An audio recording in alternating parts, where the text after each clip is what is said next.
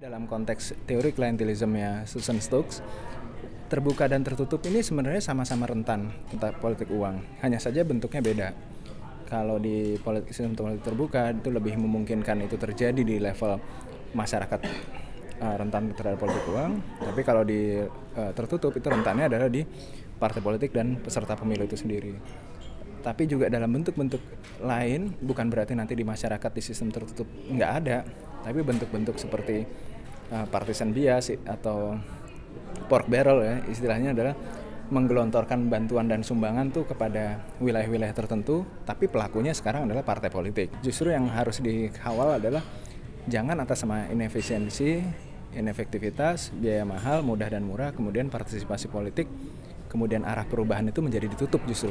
Arah perubahan dari sistem terbuka itu sangat mungkin, tapi di sistem tertutup justru perubahan-perubahan itu menjadi semakin kecil peluangnya.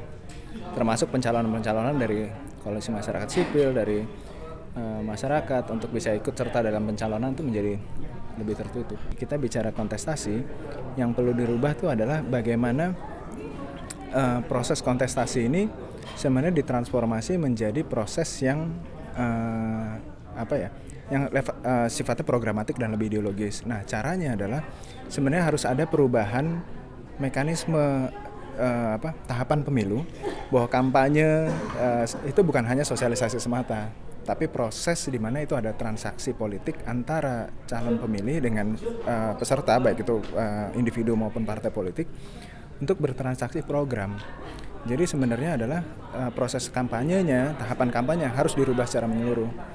Dia adalah proses mendeliberasi ide dan akhirnya memasukkan visi misi itu menjadi dokumen yang hidup di KPU, bukan hanya visi misi semata. Kalau dalam konteks partisipasi, proses pemetaan terhadap mengantisipasi di level bawah transaksi politik uang itu juga didorong untuk bicara tentang agregasi kepentingan. Perlu sebenarnya membuka ruang partisipasi, dan itu hanya mungkin terbuka sebenarnya sih.